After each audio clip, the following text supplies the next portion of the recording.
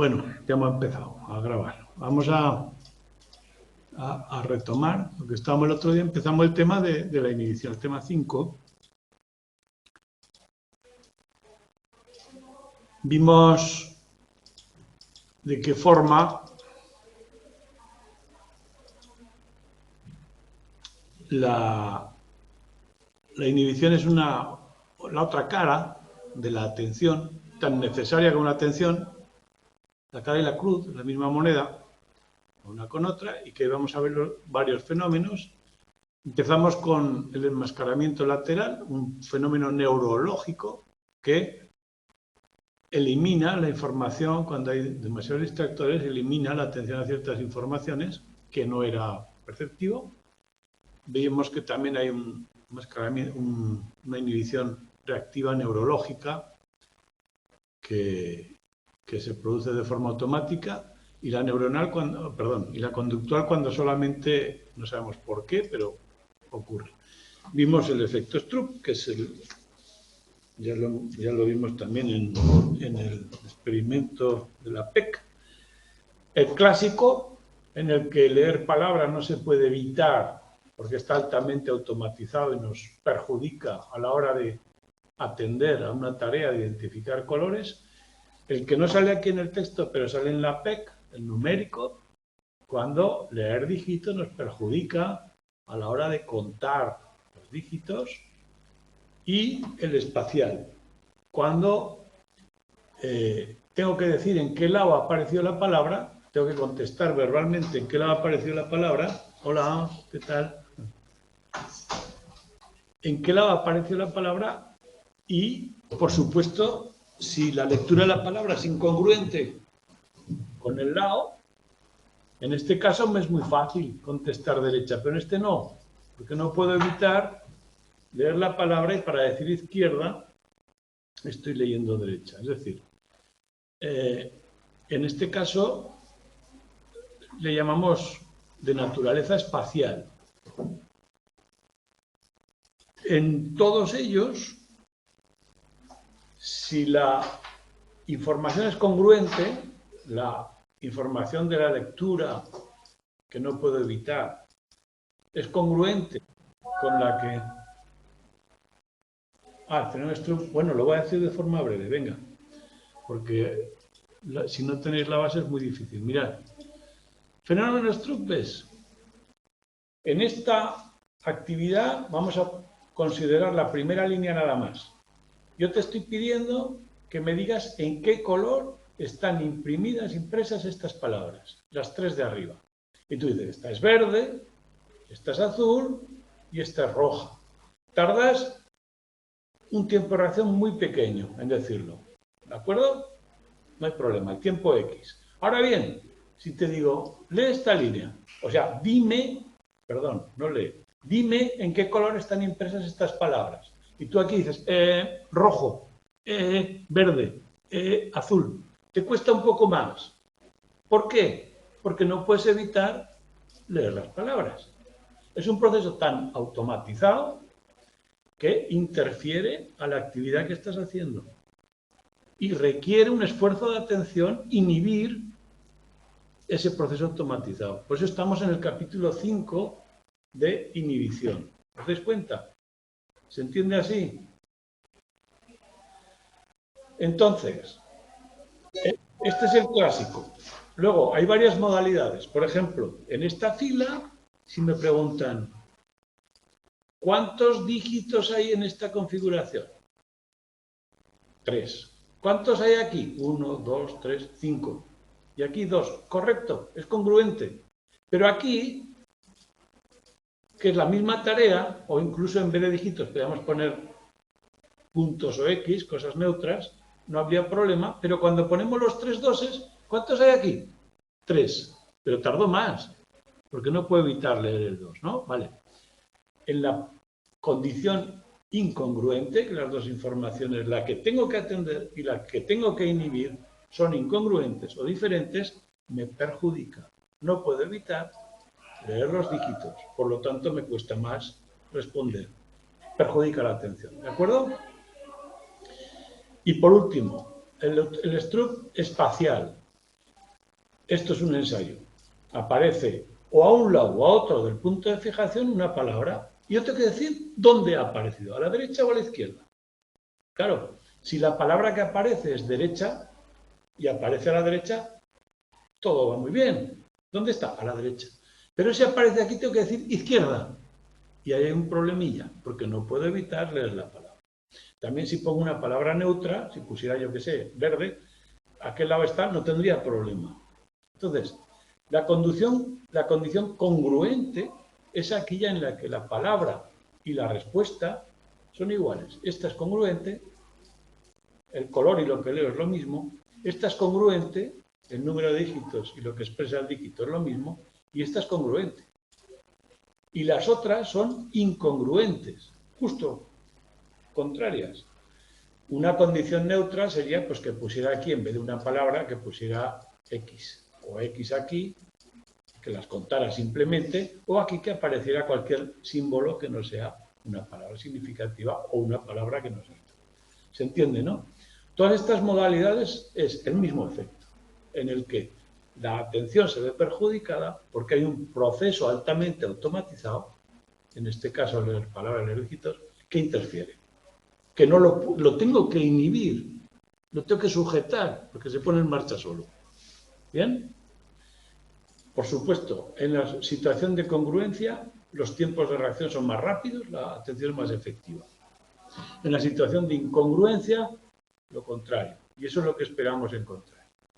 Y la situación de control es cuando los símbolos son neutros, por ejemplo, X o cualquier símbolo neutro. Y hay, y esto es importante, una clara asimetría. Me explico. Aquí, si yo tengo que decir, si yo tengo que leer las palabras, no hay ningún problema, aunque estén, me da igual que estén pintadas en otro color. Yo leo aquí abajo, si la actividad no es decir el color, sino leerlas, leo sin ningún problema, verde, azul o rojo. Es decir, leer no se ve afectado por el color de la tinta. Los dos procesos no son equivalentes, sino que uno es mucho más automático que otro. A eso se refiere a simetría. Aquí lo mismo.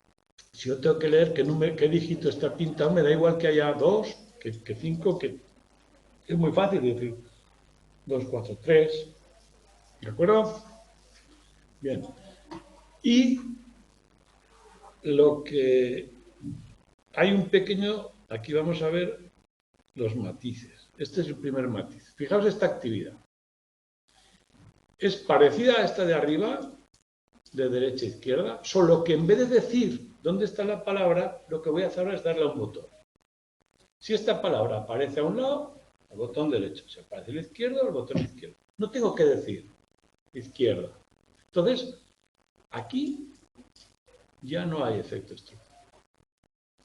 Esta es la misma que esta, ¿no? Aquí que me están pidiendo, ¿dónde ha aparecido la palabra derecha? Pero ahora, en vez de decir izquierda, le doy el botón izquierdo. Y ahí ya no hay efecto esto. ¿Por qué? Porque si me preguntan dónde aparece la palabra, simplemente leo el estímulo y la respuesta es coherente y leer palabras no me perjudica para nada.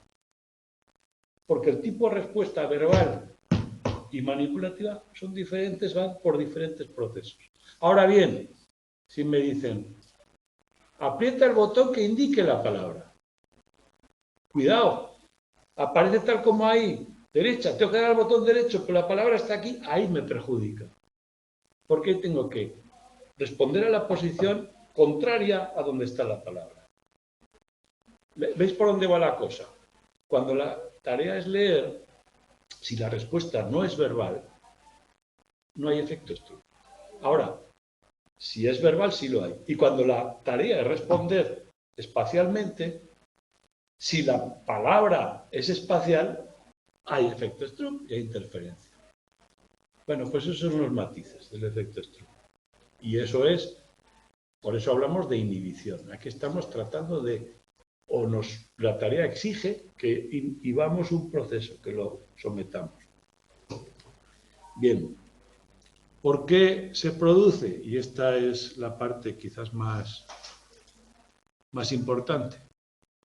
Hipótesis. Claro, la primera hipótesis es muy fácil. Es decir, hay procesos como la lectura tan automatizados a lo largo de por supuesto, las personas que no saben leer no tienen el efecto Stroop, no les perjudica. Pero la lectura es un proceso tan automático, las palabras las identificamos de un salto, que no lo podemos evitar. Bien, esa es la primera hipótesis. Pero, algún dato que no. Por ejemplo, en esta tarea, si yo te digo que me digas en qué color está pintada esa letra, la única que tiene un color específico, que no es negro, no hay problema. El efecto Stroop casi desaparece. Yo no tengo que leer toda la palabra, por lo tanto, digo rojo, verde y azul con mucha más facilidad que si la palabra entera fuera. Entonces, la lectura no es que esté tan automatizada, sino que se hace cuando me fijo en la palabra entera, si no, no. ¿Veis que el matiz de la teoría no es un proceso tan automático que va solo por debajo de la consciencia, sino que depende de dónde enfoque yo la atención, me afecta más o menos. Aquí, leer palabras afecta un poco, pero mucho menos que antes. De hecho, casi no hay efecto, en cierto grado, ¿vale? O sea, nos quedamos con la hipótesis con pequeños matices. Bien. El efecto muy similar al Stroop es el efecto Simón. ¿Lo has estudiado esto? ¿Has llegado? ¿No? Bueno, pues aquí, en vez de usar, es de izquierda a derecha, el efecto Simón, pero en vez de usar palabras con significado, utilizamos símbolos sin ningún significado. Simplemente la instrucción es, cuando aparezca este símbolo, que podría ser cualquier otro, dale al botón derecho. Y cuando aparezca esta, dale al botón izquierdo. Entonces, tienes una pantalla, un punto de fijación, y aparece el símbolo o bien a un lado o bien a otro. Si es una situación congruente como esta, al lado derecho aparece la que le tengo que dar al lado derecho, no hay problema. Y al lado izquierdo la que tengo que dar al lado izquierdo. Pero, ¿y si aparecen al revés? A esta le tengo que dar al lado derecho y aparece este lado. Por supuesto, tengo que inhibir la respuesta de esta mano y fomentar esta. Y hay un efecto Simón. Este no es efecto Simón. Recordaos que si no hay información concreta del lugar, se llama efecto Simón y es posición. ¿Se entiende, no? Yo aquí tengo que darle al botón derecho, pero como aparece a este lado, hay una penalización en el tiempo. Bien. La hipótesis de por qué se produce el efecto Simón. Bien. La hipótesis principal es que hay un automatismo. Cuando un estímulo está aquí, responder con este lado es mucho más fácil. Es un automático espacial, ¿no? Tenemos una orientación espacial que configura la atención y es mucho más fácil. Vale, pues probablemente sea la mejor hipótesis, es que la atención se configura espacialmente, lo que está ahí es más fácil que lo responda en este lado. Pero, no, las hipótesis nunca son perfectas. Alguien dice, pero vamos a hacer una cosa, vamos a poner los dos símbolos a un lado, pero uno un poco más allá y otro un poco más acá. Entonces, si aparece este, sigo respondiendo con la derecha. Y si aparece este, con la izquierda. En teoría, este, con el que respondo con la mano izquierda, sigue apareciendo al lado izquierdo. No debería causar problema en esta configuración. Sin embargo, lo causa. Es decir, si aparece un poquito más a la derecha que este, aunque sigue estando al lado izquierdo, me causa problemas al responder.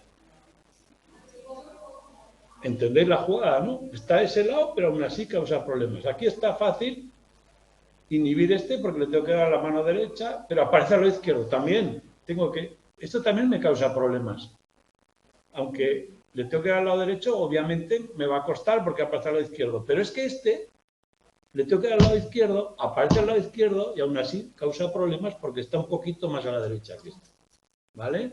Entonces la hipótesis la cambiamos un poco y dice, cuidado, no es puramente direccional, sino que antes de cada tarea yo genero una especie de código espacial y digo, vale, mi espacio mental de atencional es este.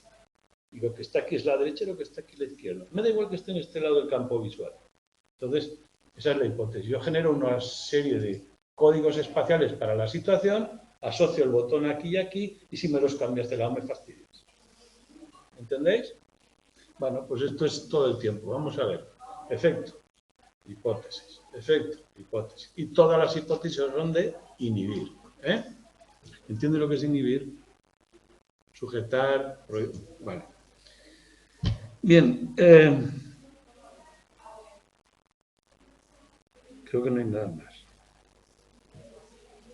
O sea, la segunda explicación es bastante...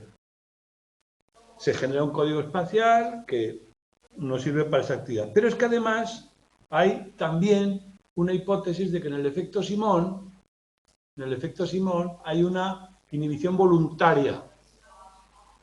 Es decir, las hipótesis del efecto Simón son: hay un automatismo direccional de respuesta, genero códigos espaciales específicos para la tarea, y la tercera, cuidado, que hay datos que apuntan a que la inhibición puede ser voluntaria, no automática.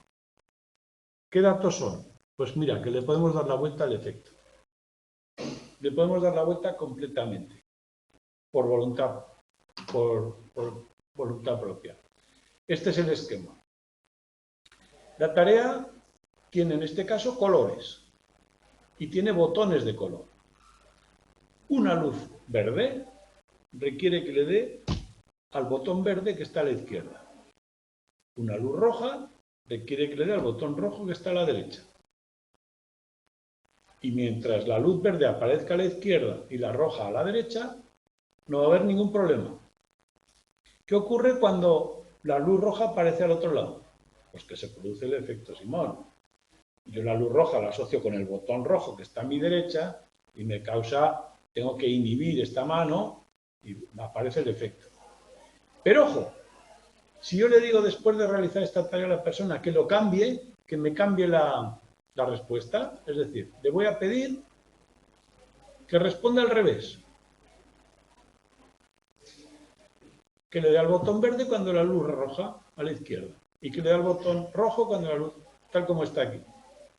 Pues resulta que somos capaces de cambiar totalmente la orientación y responder sin ningún problema a esta configuración, a la derecha a la verde, o sea, al botón rojo, sin ningún problema.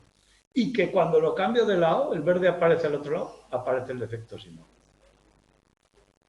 Es decir, aquí verde con verde no funciona porque le hemos dado la vuelta en nuestra mente, por instrucciones. Y eso quiere decir que esa inhibición es voluntaria, es de arriba a abajo. A mí me han dado las instrucciones de que cambie la respuesta y la he cambiado. Y volver a la... O sea, y cuando aparece así, me causa el efecto. O sea, fijaos las tres hipótesis. Hay una inhibición, una que dice es un automatismo direccional, otra códigos espaciales que también puede ser muy automático, y la tercera es no, porque yo puedo programar mi mente para que responda a la tarea de una forma, y cuando está programada, aunque sea justo al revés de la información de los colores y todo eso, se produce el salto. ¿De acuerdo? Estas tres hipótesis.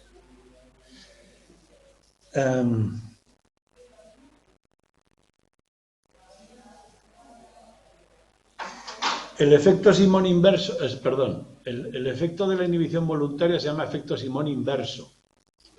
Le he pedido que responda al revés y lo logra. Que se produce un efecto justo cuando lo cambio hacia el lado bueno.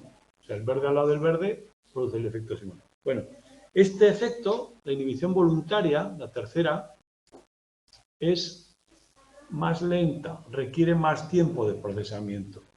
El automatismo, la respuesta de códigos espaciales tiene un tiempo de reacción muy corto. Y en este caso son siempre más largos. Es decir, cuando intervienen el procesamiento, la atención voluntaria, pasa un poco más de tiempo. Siempre. El tiempo de reacción es más alto. O sea, las respuestas rápidas producen un efecto en las situaciones automáticas, pero cuando dejo más tiempo, hay una inhibición voluntaria. Bien.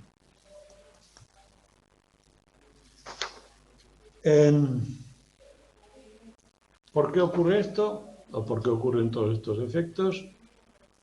Aquí dice que hay un grupo de teorías que se llaman de selección de respuesta. Vuelvo a un esquema que habíamos puesto en un tema anterior. Todo procesamiento cognitivo, decíamos que se podía poner como un flujo de información desde que la percibo del estímulo exterior, pasa por el organismo y doy una respuesta. El paso por el organismo lo podemos también describir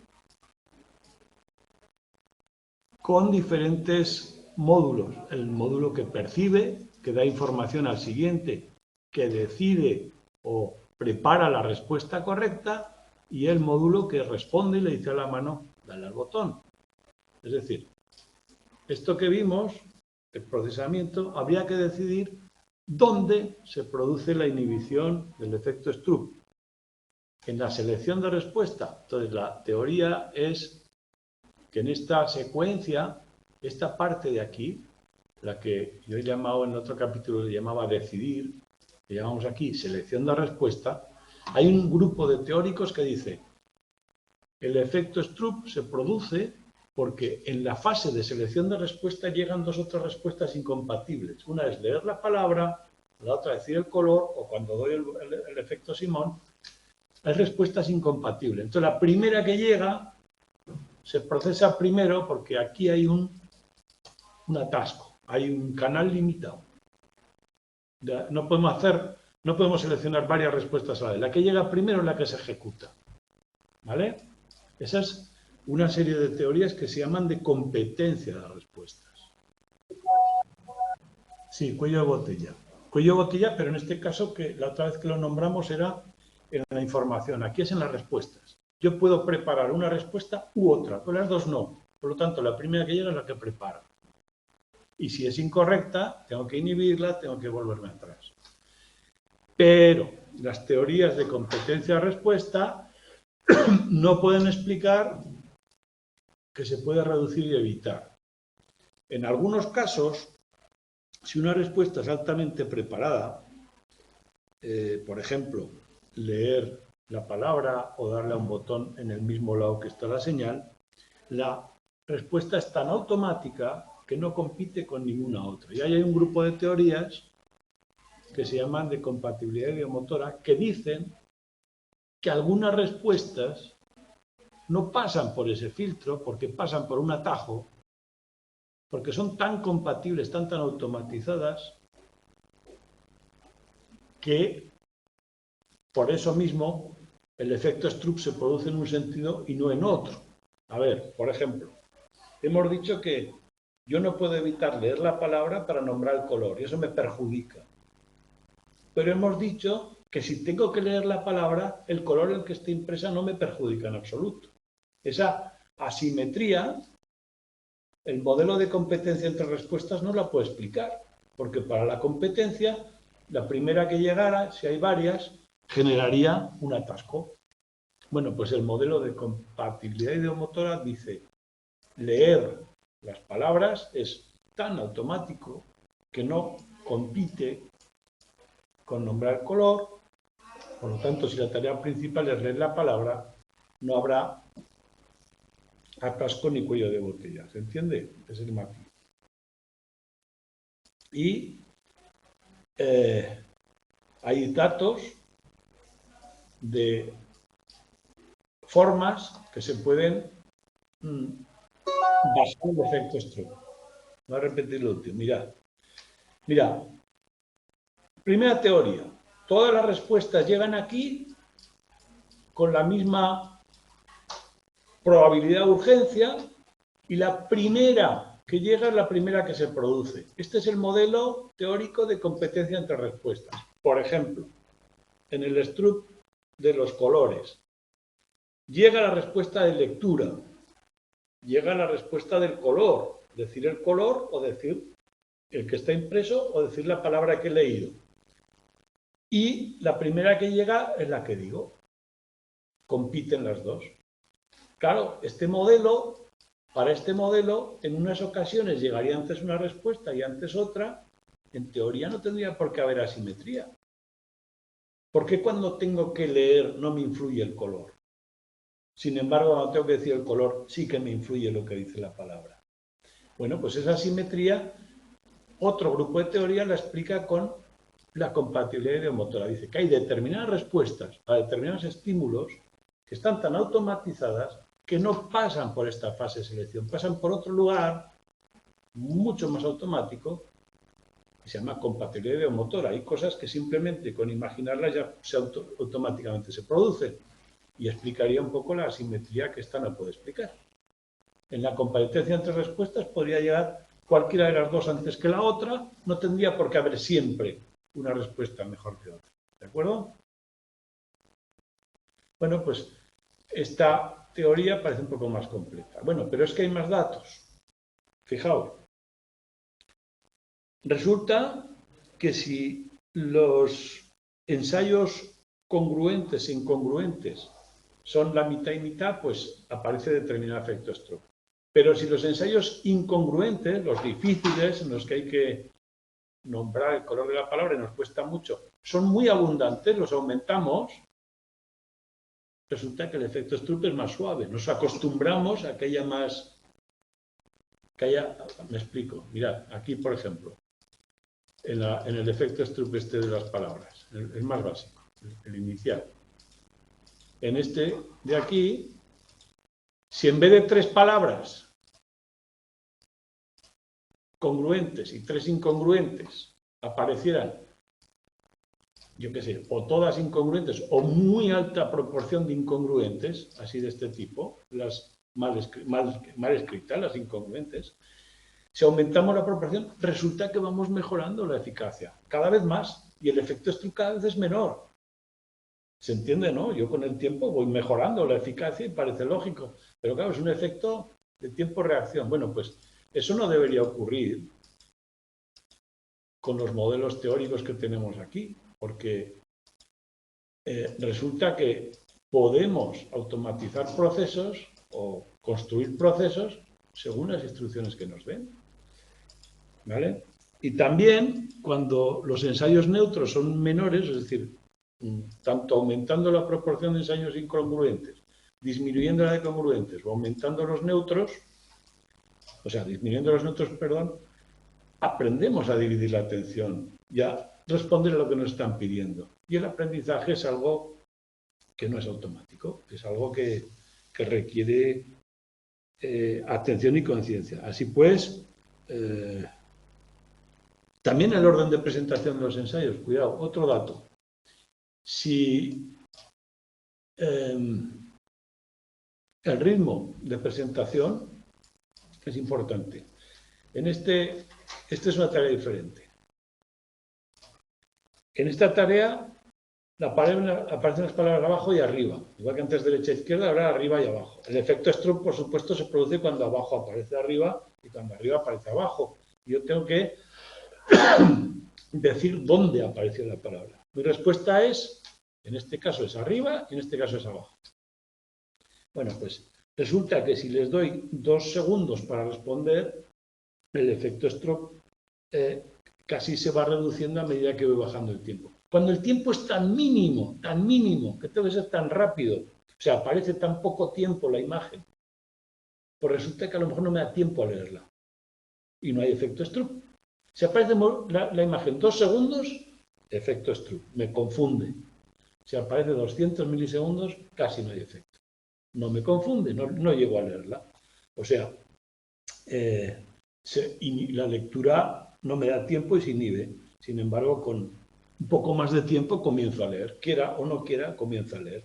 Ah, amigo, entonces igual es que el efecto depende de unos procesos que van en paralelo, pero mucho más complejo que estas teorías. Desde luego la de competencia entre respuesta no lo explica.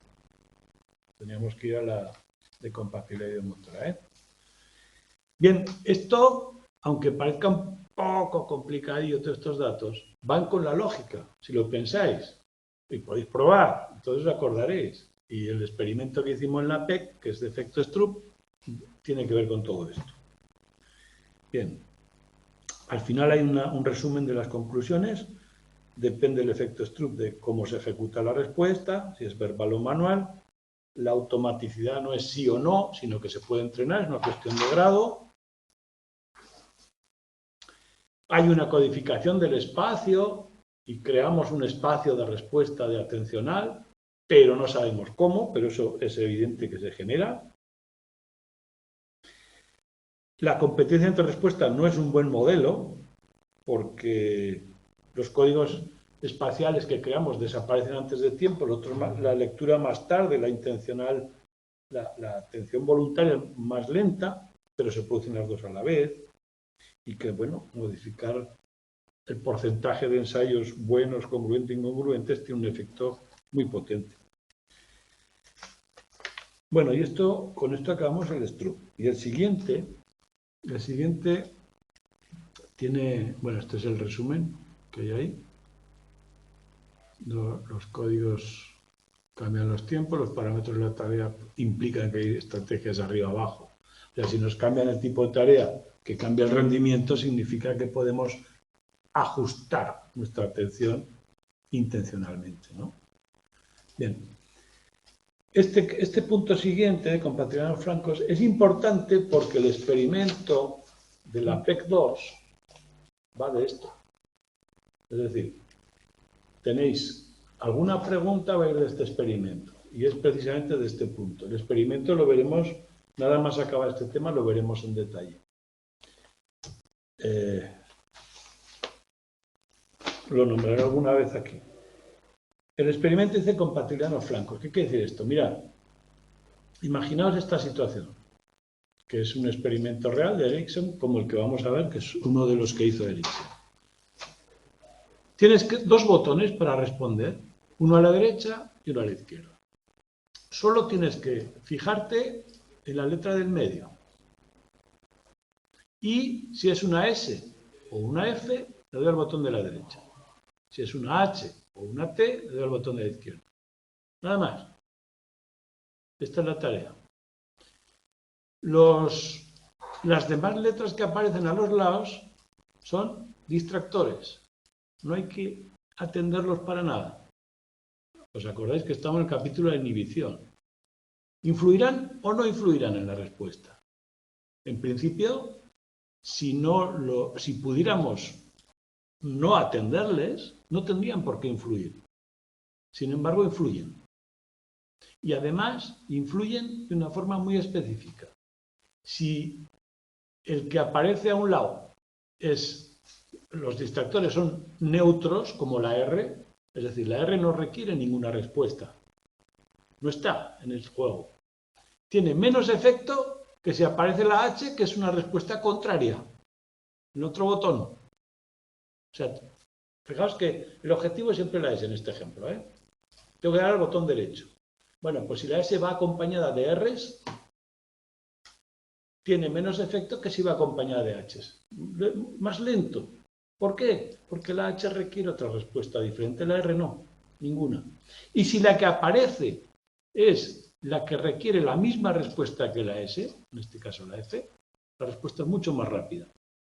Entonces aquí sería mucho más rápida, aquí siguiente y aquí siguiente. Bueno, pues esto, si los flancos son compatibles, como en este caso, o incompatibles, como en este caso, esto se llama efecto de compatibilidad en los flancos.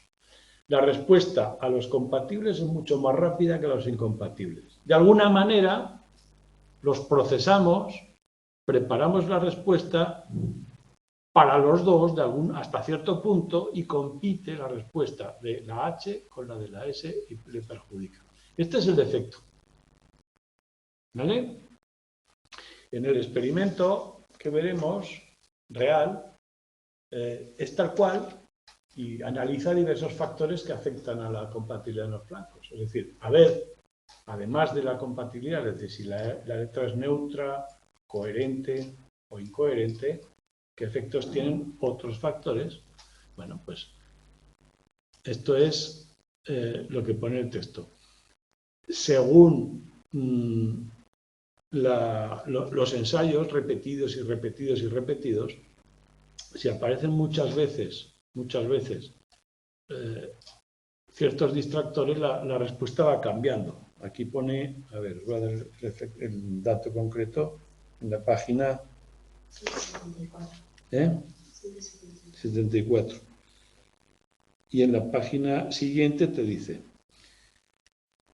si un 80% de los ensayos, el objetivo S es acompañado por la H, esta situación incompatible, un 80% de los ensayos, un gran número de ellos, la respuesta va mejorando, es más rápida que si apareciera solo de vez en cuando.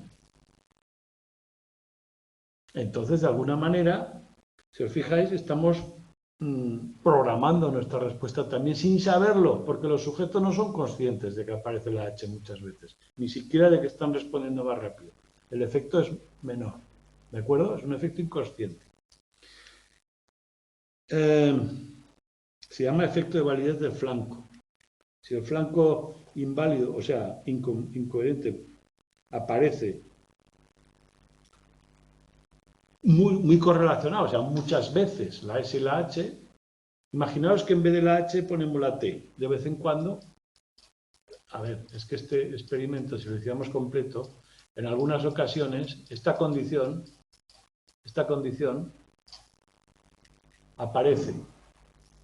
Cualquiera de las dos es válida, ¿no? Que aparezca la H o la T es incompatible. Pues bien, si la H aparece el 80% y la T el 20% restante, a la H respondemos mucho más rápido que a la T, cuando en teoría deberían ser muy parecidas las respuestas.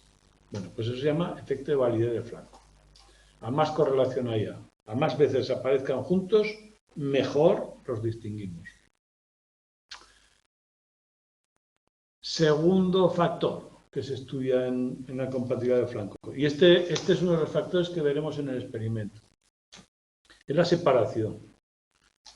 Si la separación física, visual, si los distractores están más cerca, el efecto es mayor y se va disipando a medida que se van separando. Y llega un momento que el efecto es casi nulo, con un solo grado del ángulo visual, el efecto baja mucho, casi nulo ya. ¿De acuerdo? O sea, la atención es capaz de focalizarse bastante centradamente y en el momento que se separan los distractores, desaparece casi el efecto. Muy rápido. Ojo que un grado es muy poco. Un grado, la circunferencia visual tiene 360. Un grado, imaginad lo que es. Muy poco. Solo con eso ya desaparece. Otro aspecto que se ha estudiado mucho, y de hecho hay una tabla de letras que se parecen más a otras, es la semejanza perceptiva. La S se parece más a la R por alguna curva que tiene que a la K, que no tiene ninguna curva. Bueno, pues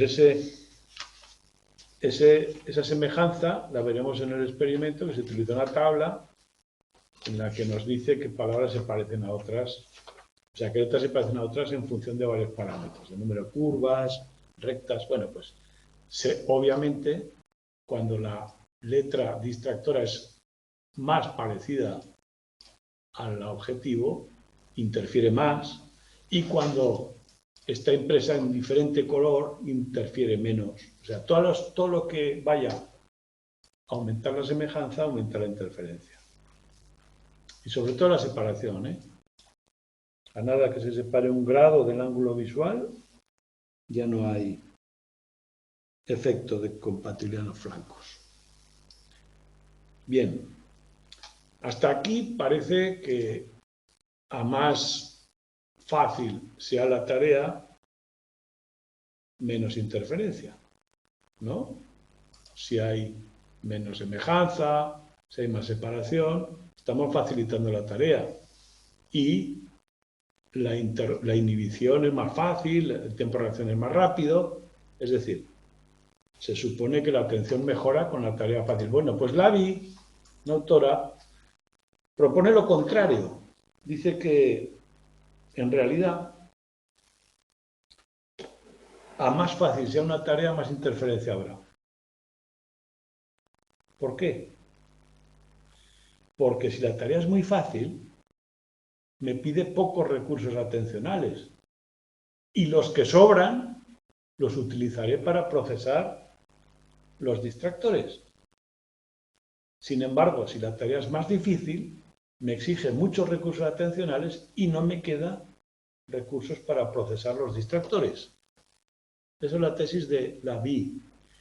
Y dice, le llama tesis de la carga perceptiva. Si los estímulos a los que hay que responder requieren un procesamiento perceptivo atencional complejo, va a haber menos interferencia. Si son muy fáciles de procesar, va a haber más interferencia en los distractores. La tesis se entiende. Pues bien, el experimento con el que lo prueba es este. Propone que hay que responder a esta letra nada más, a la que aparece aquí. En cada cuadro es un ensayo, ¿vale? Hay que responder a esta letra. Si es una U o una H, hay que responder. Si no es una U o una H, no hay que responder en función de lo que diga esta figura. En el caso de la tarea fácil, fijaos esto. Si lo que aparece al lado es un cuadro o un círculo gris, hay que responder. Si aparece un cuadro o un círculo blanco, no hay que responder. O sea, la tarea simplemente mide las respuestas correctas. ¿Respondo o no respondo? Y tiene que aparecer una U o una H, tiene que aparecer este símbolo al lado. Y la tarea difícil, fijaos qué complicación le pone, que es bien sencilla. Si aparece un cuadrado gris o un círculo blanco, hay que responder. Si aparece un cuadrado blanco o un círculo gris, no hay que responder. Esta es difícil porque hay que atender a dos parámetros. Y en esta es fácil porque solo hay que atender a un parámetro, el color. Entonces, ¿qué espera encontrar Lavie? Pues que la tarea fácil, en esta tarea fácil, haya muchos más errores, porque confundirá la U y la H con la X de arriba y de abajo. Fijaos que aparecen cualquier letra arriba y abajo, son los distractores. Arriba y abajo aparecen distractores, que no hay que tener en cuenta para nada. Pero en la tarea fácil, los distractores de este tipo van a afectarnos más, porque la tarea es tan fácil que me sobra atención y sin querer los voy a procesar. Mientras que en la tarea difícil apenas hay efecto de los distractores. Bueno, la tarea se llama Go No Go, que simplemente responde o no respondas. Y se miden tiempo de reacción y los errores, habitualmente. Bueno, pues nos quedamos con eso. De entrada, la compatibilidad en los flancos es un procesamiento involuntario de los distractores, a pesar de que la tarea principal no los necesita. Y hay tesis que, bueno, apuntan a diversos factores. Uno es la semejanza perceptiva, la separación, la compatibilidad de los distractores, y la otra, la de Lavie, la tesis de la carga perceptiva. Para Lavie, si nos sobran recursos y la tarea es muy fácil, habrá interferencia y si no, no. ¿De acuerdo? Pues otra cosa diferente. La inhibición de retorno. Ah, perdón, cuidado, que como en todas las teorías hay un puntillo al final que aquí lo he puesto y no quiero pasar sin decirlo. La teoría de Lavie funciona en este experimento y en algunos otros, es decir, las tareas fáciles generan más interferencia, pero no siempre. En algún experimento se ha logrado lo contrario, no siempre. Así que, como no lo especifica, lo dice ahí, cuidado que no siempre. Ya está, nada más. Lo dejo ahí. Bien, iniciando retorno. Este es el concepto muy fácil, mucho más fácil que los que hemos visto hasta ahora. El concepto es el siguiente. ¿Os acordáis que decíamos que en muchos experimentos se da una señal endógena? Cuidado, que era endógena, que hay que interpretarla.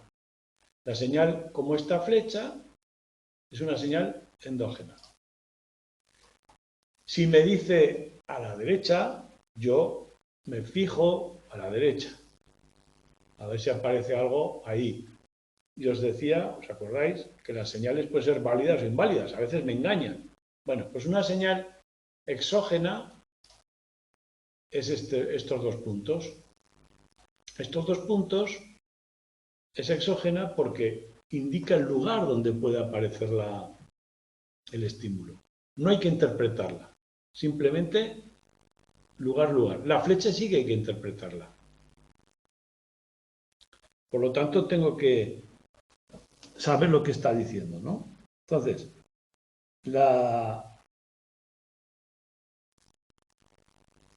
una señal exógena válida, es decir, estos dos puntos, el experimento sería de esta forma. Punto de fijación, segunda parte, señal exógena, tercera parte, estímulo. Cloc, cloc. Y se responde, tiempo-reacción. Bueno, pues, si la señal es válida, en general, el tiempo-reacción disminuye, por supuesto, que si es inválida. Pero ojo, si pasan más de 300 milisegundos entre la señal y el estímulo, el tiempo de reacción se resiente y empieza a bajar. O sea, si estoy demasiado tiempo esperando la señal, se produce una inhibición. Ese punto lo doy como inválido. Digo, aquí no va a aparecer nada. Recordad que los experimentos de este tipo, a veces la señal es válida, a veces es inválida. Por lo tanto, si pasan 300 milisegundos desde que aparece la señal exógena hasta que aparece el estímulo, esa zona la descarto automáticamente, no es un proceso consciente. La descarto. Eso le llamamos inhibición de retorno. Es decir, le llamamos a la zona en la que no ha aparecido lo que debería aparecer en un tiempo prudencial, dejamos de atenderla y es más, la descartamos y la atendemos menos. Por eso es una inhibición. Si aparece la señal a partir de los 300 milisegundos, tardaremos más que si hubiera aparecido una señal endógena o sin ninguna señal. Inhibimos esa zona. ¿Veis el gráfico de los datos? Dice, señal, sin señal, el tiempo de reacción, el porcentaje de respuestas correctas oscila en 0,70 y algo. Muy bien. Si la señal es inválida, a medida que se va separando de 300 milisegundos, el intervalo entre el objetivo y la señal, va perjudicando en vez de mejorando. La señal válida, que en teoría va siempre mejorando, aquí empieza a perjudicar. La señal inválida, por supuesto, perjudica, pero esta, fijaos la ventaja que me da, si son 100 milisegundos, aquí se vuelve en desventaja. Las señales centrales que hay que interpretar son el punto de partida, es decir, en esta señal no hay problema, no hay inhibición de retorno en el sentido de automática y válida, ¿no? La zona señalizada queda marcada como no posible o no probable y la descartamos. Bueno, pues se llama inhibición de retorno porque no queremos volver a una posición que hemos considerado poco efectiva o inválida. Respecto a este fenómeno, simplemente tenemos que ver un par de matices que lo completan. Primero, ¿para qué sirve? Bueno, pues la atención es limitada. Si en una zona en la que yo la focalizo, hago un esfuerzo, no ocurre nada, la borro y no vuelvo a un lugar improbable, un lugar que me está distrayendo, ¿no? Creo que es improbable volver allí. Segundo matiz, ¿cuántas zonas puedo inhibir? Una, es decir, la atención mira a un lugar y no hay nada, la inhibe. Y si miro otro lugar y no hay nada tampoco, bueno, pues hay pruebas de que hasta 5 zonas pueden quedar inhibidas. Hasta 5 zonas. Unas más que otras, por supuesto. Es decir, la que ha inhibido la primera va perdiendo poco a poco la inhibición, la última está más inhibida, en diferente grado. Pero esas 5 zonas hay pruebas de que mi atención las ha descartado y que volver ahí me cuesta más. Y bueno, y el hecho de que se inhiba puede ser un mecanismo automático, atencional, puramente neurológico, o bien o hay una explicación que le llaman de memoria. Es decir, de alguna forma, la memoria etiqueta o le pone una etiqueta a cada punto y le dice aquí no, aquí no, aquí no, aquí no, y eso, o sea, el procedimiento es un poco diferente. Si fuera neurológico, no habría un procesamiento y para que haya muchos puntos parece que la memoria puede ser una hipótesis, nada más. Y qué último, ¿qué más?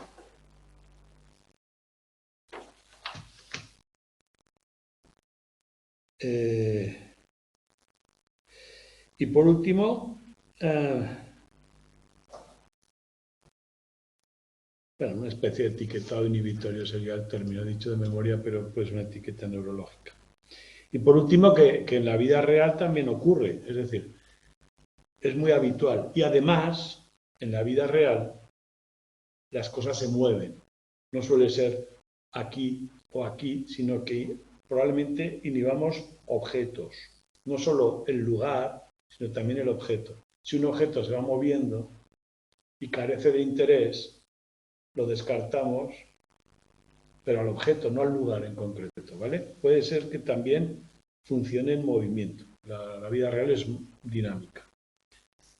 Muy bien. Un concepto muy corto que aparece aquí es el del marcado visual, que es el siguiente. El fenómeno es el siguiente. Si hay una preexposición a los distractores, es decir, si muchas veces los que voy a utilizar de distractores tengo experiencias con ellos, los veo en varios ensayos, es como que dejo de verlos, dejo de procesarlos, dejo de atenderlos y luego, aunque aparezcan en el ensayo clave, no tienen el mismo efecto. El fenómeno es muy sencillo, es decir, yo presento esto 20 veces y luego tiene menos fuerza que si no los hubiera presentado. Aquí el tiempo de reacción es más rápido, detecto la S mucho más rápido porque a las R ya no les atiendo. Ahora bien, el matiz es que este efecto tiene que ser por narices arriba y abajo. De alguna manera marco ciertas letras y no las atiendo, porque si no es la misma letra no funciona. ¿Entendéis, no? Tiene que ser con la identificación de la letra. Y la inhibición de retorno no identifica ninguna letra, es neurológica, es automática. La inhibición de retorno que marca una zona para no volver solo depende del tiempo. La atención está un tiempo y se va. Esta depende de qué letra sea, por lo tanto, de la identificación de la letra arriba abajo. Esto lo digo, es importante porque fijaos que no tiene nada que ver la atención arriba abajo que la de abajo arriba. Bien, el marcado es muy, muy sencillo. A ver qué hora es. Bueno, son -5. No sé si avanzar algo más o dejarlo para el próximo día. Quizá lo vamos a dejar el próximo día. ¿Os acordáis del priming positivo?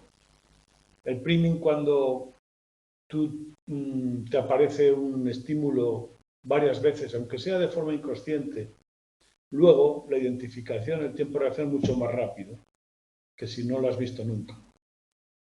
Incluso el priming positivo puede ser inconsciente. Yo te puedo decir nombres de ciudades muy rápido o mezclar nombres de ciudades con otros nombres, muchas ciudades, por ejemplo 30 ciudades, las mezclo con otros nombres y luego te mido que me decidas si tal nombre es de una ciudad o no. Por las ciudades que has oído antes, decidirás mucho más rápido que las que no. Eso es un priming positivo. O sea, una facilitación de la detección por la experiencia previa. Bueno, pues hay un priming negativo, que consiste en, yo te digo, no atiendas a este estímulo, solo a este. ¿Vale? El estímulo no atendido, inhibido, si luego lo utilizo como positivo y te digo, ahora sí, atiende a este, tardas más que si no lo hubieras inhibido antes. Por ejemplo, aquí te dice, identifica el icono azul y olvídate del verde. El verde es una palmera que yo inhibo. En varios ensayos funciona así. Luego le digo, ahora mira, le pongo la palmera de azul. Tardará más identificar la palmera que cualquier otro estímulo azul. ¿Por qué? Porque lo ha inhibido, esto es lo que llamamos priming negativo. Cuando un estímulo es no válido, que hay que inhibirlo, usarlo luego como foco, como objetivo, tiene un coste, tiene una dificultad la tarea. ¿Bien? Os dais cuenta que es un mecanismo inhibitorio atencional. Lo que estamos haciendo de alguna forma es decir, esto no interesa y lo borramos. Bueno, pues sabiendo lo que es, queremos ver qué ocurre cuando, esto es muy importante para ver cómo funciona la atención, y siempre funciona, lo que hacemos es que el ensayo, primero el distractor, luego lo utilizamos como objetivo y la condición de control a la que comparamos en la que son diferentes. No aparece una palmera sino cualquier otro bicho. Bueno,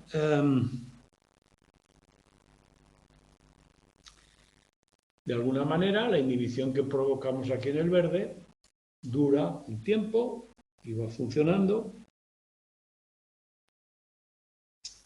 También hay priming negativo de localización. En este caso es la identidad, en este caso el color. También hay priming negativo espacial. Fijaos en este experimento. Responder a la posición donde aparezca este símbolo, como en la tarea de Simón. Aquí hay 1, 2, 3 y 4 posiciones, ¿no? Aquí no está el símbolo, aparece otro diferente, ¿vale? Entonces, si en algún ensayo el objetivo aparece en la posición ignorada, en la reprimida en el anterior o en otros ensayos, el tiempo de reacción es más lento. Esta posición la inhibimos, priming negativo, y cuando aparece ahí es peor. ¿Vale? Es lo mismo, solo que en este caso es priming negativo espacial.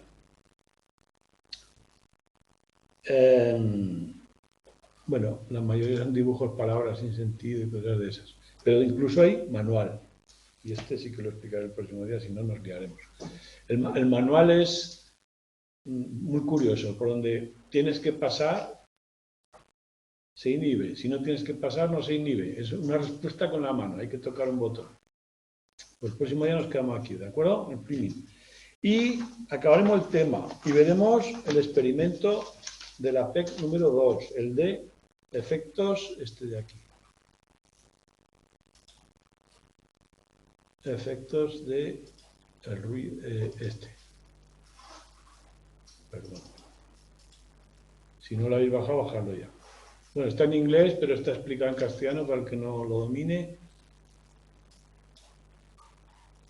Todo esto te lo puedes bajar de la web, no tienes que... Ah, y lo tienes también en una página, ahora te digo dónde. O sea, el próximo día acabaremos el tema y veremos eso. De momento os dejo con... Voy a dejar esto donde estaba, si no me perderé. Que será, bueno, jueves que viene. Nos quedan 3 más. Veremos, yo creo que ya haremos todo, ¿vale? Corto aquí y nos vemos el jueves que viene.